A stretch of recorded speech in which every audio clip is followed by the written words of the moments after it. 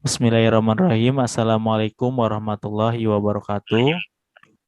Waalaikumsalam Waalaikumsalam warahmatullahi warahmatullahi wabarakatuh. wabarakatuh. Alhamdulillahirrahmanirrahim. Allah telah memberikan kepada kita kesempatan untuk melakukan presentasi pada kali ini. Yang terhormat kepada Ibu Sopi selaku dosen pengajar mata kuliah biofarmasetika. Pada kesempatan kali ini, saya selaku moderator bersama teman-teman saya, kelompok 3, akan melakukan presentasi melalui via Zoom ini dengan tema review karya ilmiah biofarmasetika sediaan melalui paru-paru.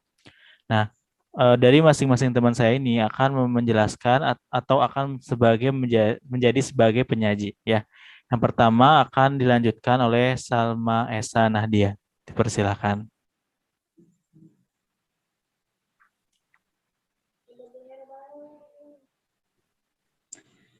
Anatomi paru-paru. Paru-paru adalah salah satu organ vital yang memiliki fungsi sebagai alat respirasi dalam tubuh manusia. Fungsinya paru-paru adalah untuk terjadinya pertukaran antara oksigen dengan karbon dioksida. Pertukaran ini terjadi pada alveolus di paru melalui sistem kapiler. Paru-paru sendiri terbagi menjadi dua, ada yang kanan dan kiri. Paru-paru kanan dia memiliki 3 lobus, yang bernama lobus superior, medius, dan inferior. Sementara pada paru-paru sebelah kiri dia memiliki 2 lobus, yaitu lobus superior dan lobus inferior. Paru-paru dibungkus oleh selaput tipis yang bernama pleura. Pleura itu terbagi menjadi dua, ada yang visceralis, yaitu selaput yang langsung membungkus paru, dan juga parietal, selaput yang menempel pada rongga dada. Kemudian, pada paru-paru juga terdapat bronkus, atau cabang tenggorokan. Dia merupakan kelanjutan dari trakea. Bronkus kanan, dia memiliki 6-8 cincin dan juga 3 cabang. Sementara yang kiri memiliki 9-12 cincin dan juga mempunyai 2 cabang. Pada bronkus yang bercabang dan cabang yang lebih kecil disebut bronchiolus. Pada parenkim paru, dia merupakan area aktif yang bekerja di jaringan paru.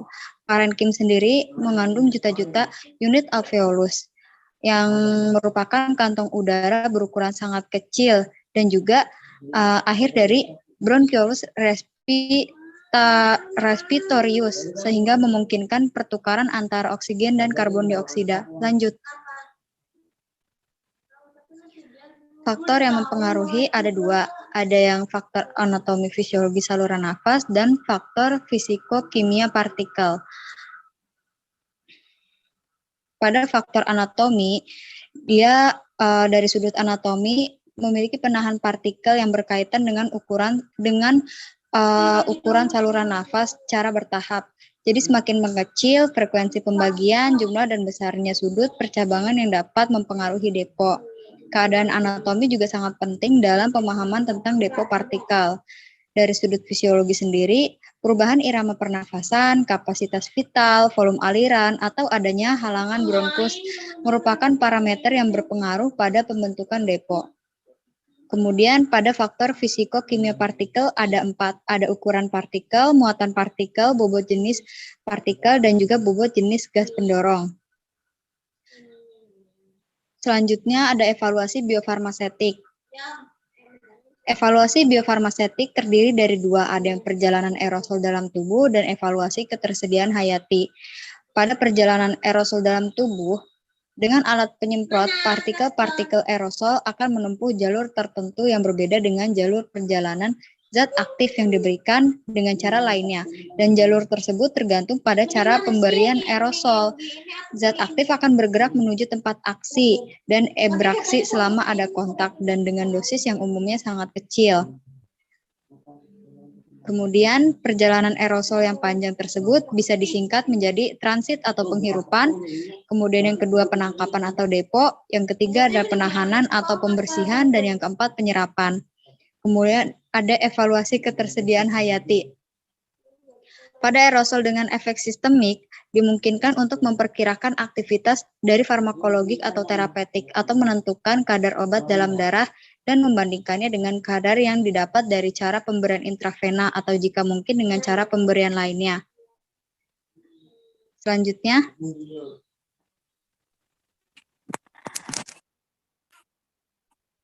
Dalam presentasi hari ini, kita akan mereview jurnal dari peneliti yaitu Lela Lailatul Rahmatillah dari UIN Syarif Hidayatullah Jakarta pada tahun 2015. Jenis karya ilmiah dengan judul Pembuatan dan Karakterisasi Mikropartikel Kinosan Tripolifosfat yang mengandung tiazim hidroklorida untuk penghantaran obat melalui paru-paru. Belakangnya, sistem penghantaran obat melalui paru-paru atau pulmonary drug delivery system merupakan salah satu alternatif penghantaran obat yang bermasalah melalui struktur lain. Sistem penghantaran ini diberi dapat menghantarkan obat dengan baik sehingga bioavailability-nya dapat mencapai 100% karena obat tidak mengalami metabolisme di fase pertama di hati. Salah satu obat yang menjanjikan untuk diberikan melalui paru-paru ini adalah diltiazem hidroklorida karena sifatnya yang memiliki metabolisme di dalam hati sehingga bioavailabilitasnya terbatas di kisaran 40%. Menurut Glenn Tyler dan Calloway 2001 dalam buku Drug Delivery and Targeting dijelaskan bahwa untuk penghantaran obat melalui paru-paru, ukuran partikel yang diharapkan adalah kurang dari 10 mikrometer agar obat dapat terdeposit di dalam trakea bronkial sampai daerah alveolus. Mikropartikel yang diharapkan dalam penelitian ini berada pada rentang 3-5 mikrometer dengan harapan obat akan terdeposit di daerah trakea bronkial. Dalam pembuatan mikropartikel ini, kitosan merupakan polisakarida alam yang memberikan beberapa kelebihan sebagai matriks polimer untuk penghantaran paru-paru, karena sifatnya yang tidak toksik terhadap sel-sel di paru-paru. Selain itu, kitosan juga bersifat bikompatibel dengan jaringan tubuh, biodegradabel, bersifat mukodasif, serta mampu untuk mengendalikan pelepasan bahan aktif, sehingga dapat dikembangkan pada formulasi sediaan lepas lambat untuk penghantaran paru-paru. Lanjut. Berdasarkan uraian tersebut, peneliti akan dibuat suatu mikropartikel yang berukuran pada rentang 3-5 mikrometer yang mengandung diltiazem hidroklorida untuk penghantaran obat melalui paru-paru dengan menggunakan metode gelasi ionik bersama tripolifosfat sebagai agen sambung silang. Tujuannya itu mengetahui formula dan kondisi pembuatan mikropartikel yang dapat menghasilkan mikropartikel berukuran 3-5 mikrometer dengan tingkat dispersitas yang baik. Mengetahui karakteristik mikropartikel yang terbentuk berupa distribusi, ukuran partikel, efisiensi penjerapan, profil dan kinetika pelepasan obat dari mikropartikelnya untuk penghantaran obat melalui paru-paru.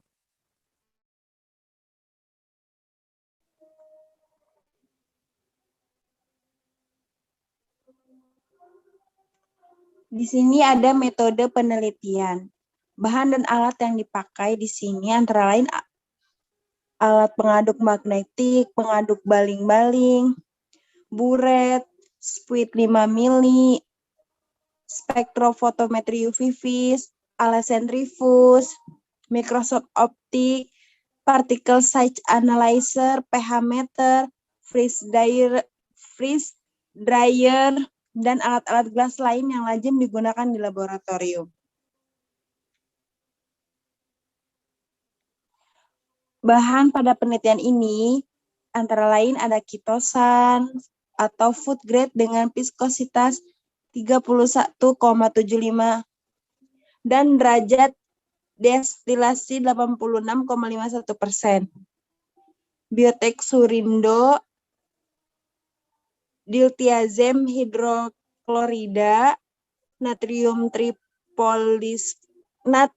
tripolifosfat, asam klorida, asam asetat glasial, natrium hidroksida, kalium dihidrogen fosfat, aquades, air deionisasi, lem akrital, dan membran sartorius pori-pori dengan ukuran diameter 47 mikrometer.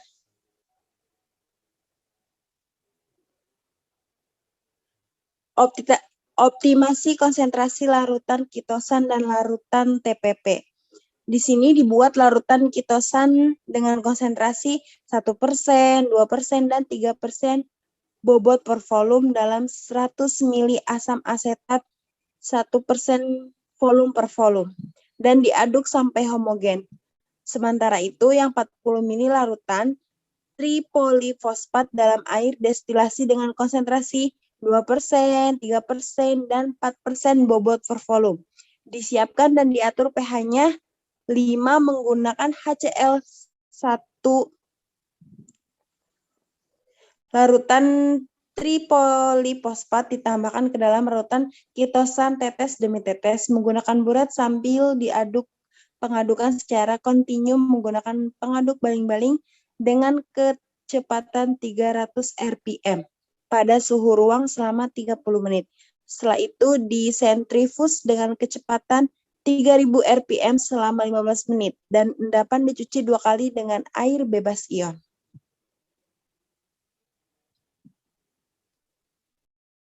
Yang selanjutnya yaitu pembuatan mikropartikel mengandung diltiazem HCl. Nah, pada pembuatan ini, pada penelitian ini dibuatlah 3 formulasi di mana masing-masing konsentrasi kitosan yang sama, tripolifosfat yang sama, namun pada konsentrasi obat atau diltiazemnya HCl-nya itu berbeda. Pada formulasi pertama 2,3 pada kitosan itu 1%, tripolifosfatnya itu 3%. Nah, sedangkan pada obatnya untuk formulasi pertama konsentrasi diltiazimnya itu 1%, formulasi kedua 2%, dan formulasi ketiga 3%. Untuk proses pembuatannya, kitosan ini akan dilarutkan ke dalam asam asetat. Nah, setelah dilarutkan asam asetat, diaduk sampai homogen, kemudian ditambahkan dengan masing-masing konsentrasi di setiap formulasinya, ditambahkan obat diltiazim ya, diltiazim sesuai dengan konsentrasi masing-masing formulasi. Kemudian setelah itu disiapkanlah larutan tripolifosfat yang akan ditetapkan atau akan dipertahankan pH-nya dalam pH 5,0 dengan menggunakan asam klorida 1 normalitas. Nah, nanti harus dipertahankan pH dari TPP ini.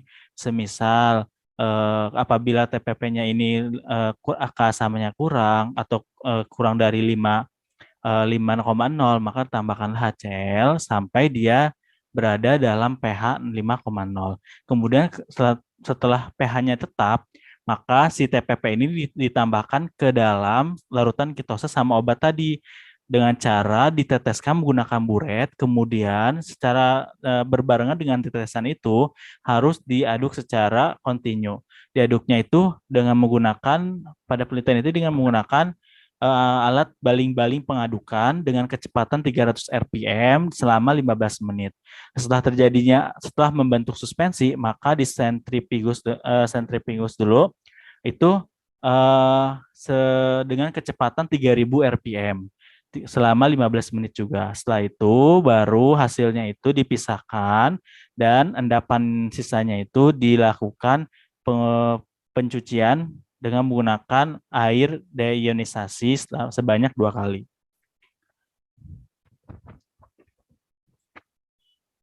Kemudian untuk penentuan ukuran partikel, setelah tadi kita membuat suspensinya, kita akan melakukan peneliti ini akan melakukan penentuan ukuran partikel menggunakan PSA, Particle Size Analysis. Diambillah masing-masing formulasi tadi, masing-masing larutan formulasi tadi 10 mili. Formulasi pertama diambil 10 mili, formulasi kedua diambil 10 mili, formulasi ketiga diambil 10 mili. Yang akan dilakukan penentuan ukuran partikel menggunakan PSA ya, Particle Size Analysis. Nah, dari ketiga tadi yang sudah dilakukan penentuan ukuran partikel apabila memasuki rentang 3 sampai 5 mikropartikel, maka akan dilanjutkan prosesnya yaitu karakterisasi dari partikel tersebut.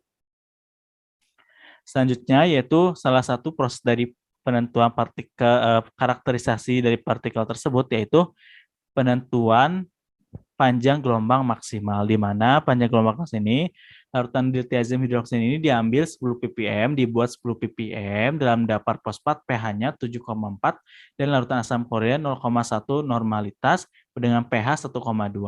Nah, masing-masing diukur nih serapan maksimalnya berapa dengan menggunakan alat spektrofotometer UV-Vis pada rentang panjang gelombangnya yaitu 200 sampai 400 nanometer. Jadi sebelum kita melakukan pengujian gelombang maksimal, penentuan panjang gelombang maksimal, kita tentukan dulu panjang gelombangnya, diatur dulu di UV mikro. Setelah dihidupkan spektrofotometer UV-Vis-nya itu diatur dulu, yaitu panjang gelombangnya 200 sampai 400 nanometer.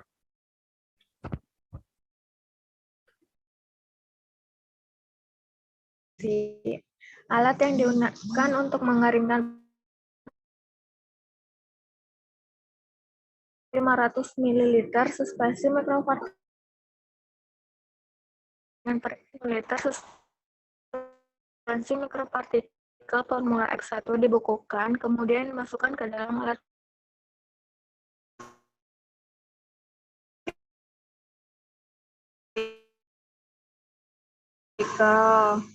pembuatan suatu produk termasuk pembuatan mikropartikel ini harus disertai dengan evaluasi untuk mengontrol kualitas produk. Untuk mengetahui syarat atau tidak, apakah sedang layak atau apakah metode yang digunakan efisien atau tidak. Adapun evaluasi yang dilakukan pada mikropartikel tersebut meliputi ditentukan untuk membandingkan total mikropartikel yang diperoleh. Pertama ada perolehan kembali. Persen perolehan kembali ditentukan untuk membandingkan total mikropartikel yang diperoleh terhadap total zat aktif dengan polimer yang digunakan pada mikropartikel. Nilai ini juga dapat dijadikan sebagai salah satu parameter penilaian efisiensi suatu metode pembuatan mikropartikel dalam menghasilkan mikropartikel. Selanjutnya,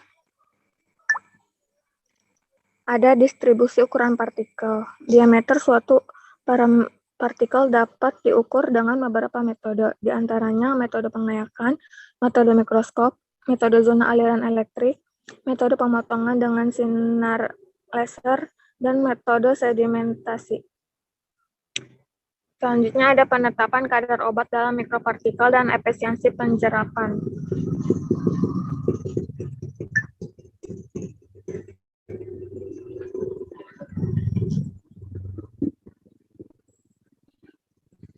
Penentuan kandungan obat dalam mikropartikel dilakukan untuk mengetahui banyaknya zat aktif yang terjerap di dalam mikropartikel tersebut sehingga dapat diketahui apakah metode pembuatan mikropartikel yang digunakan efisiensi atau tidak.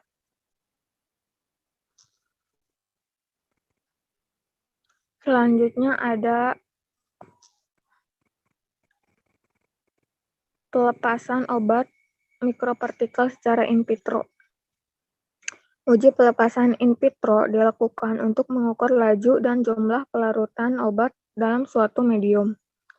Hasil uji di solusi in vitro akan memberikan gambaran profil pelepasan obat dari mikropartikel dalam tubuh, yaitu bagaimana kecepatan dan ketersediaan zat aktif dalam tubuh untuk memberikan efek terapeutik yang diinginkan.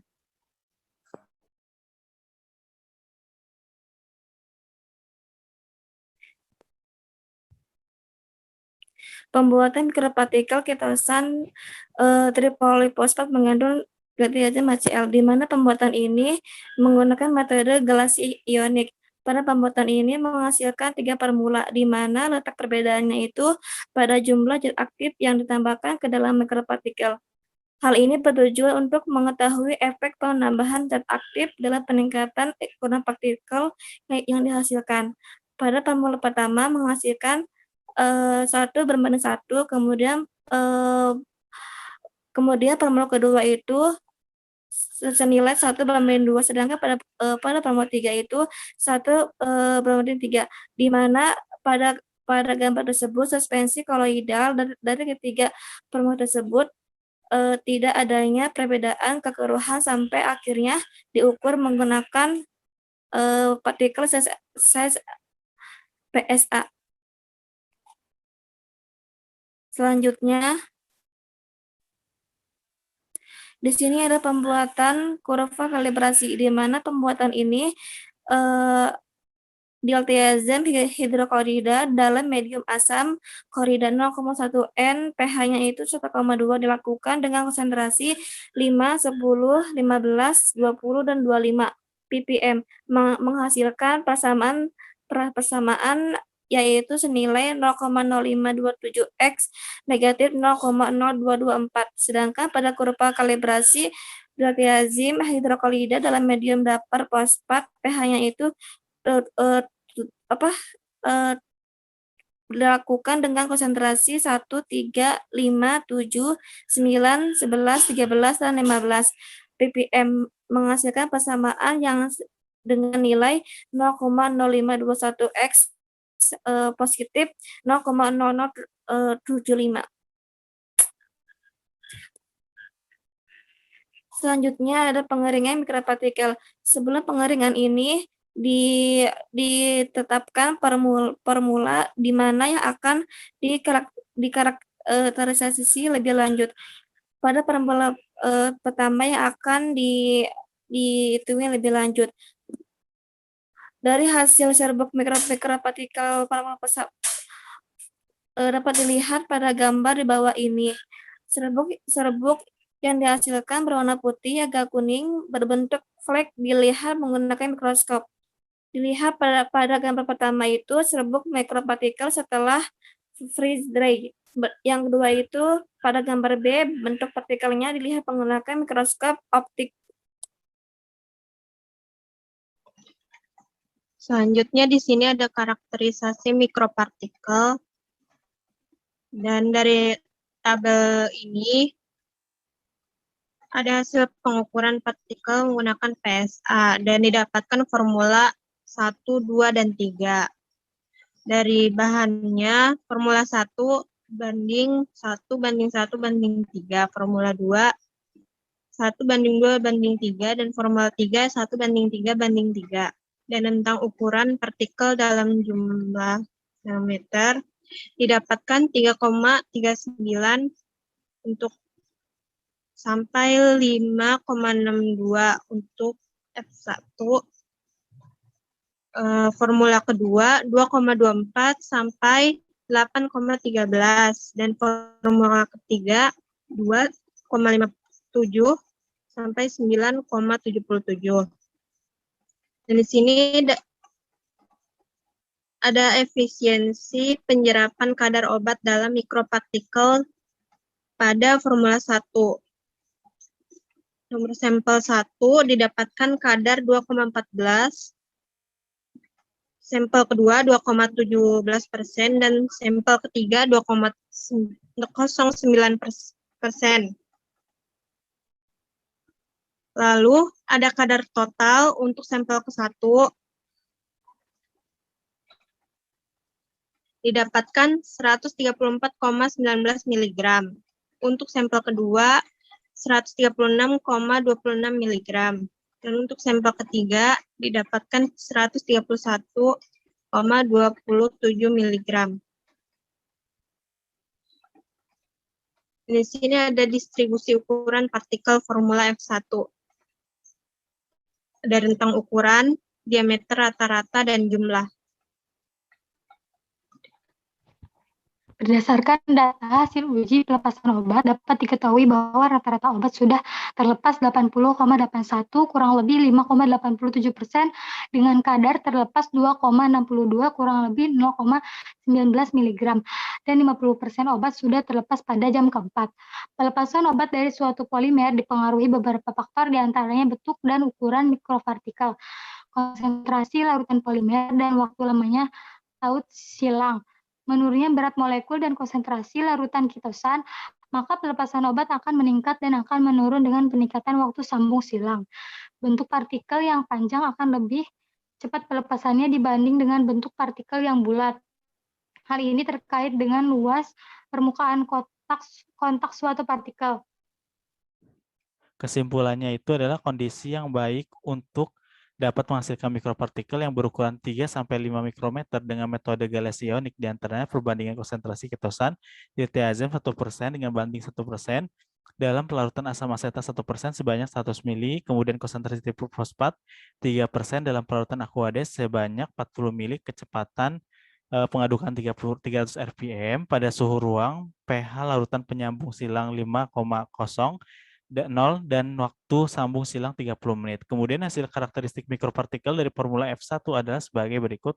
Ukuran partikel dalam bentuk suspensi 4,4 mikropartikel dan setelah dikeringkan, partikel terdispersi paling banyak pada ukuran 1-5 mikrometer. Nilai perolehan kembali yaitu 39,25%. Ukuran partikel setelah dikeringkan didominasi oleh partikel berukuran kurang dari 10 mikrometer. Kemudian nilai efisiensinya penjaparannya 2,68 dengan nilai efisiensinya 0,05% dan hasil dari solusi mikropartikel selama 9 jam dengan bobot resolusi sebanyak 2,62 dengan nilai efisiensinya 0,19 mg. Jadi itulah presentasi dari kami, kurang lebihnya mohon maaf.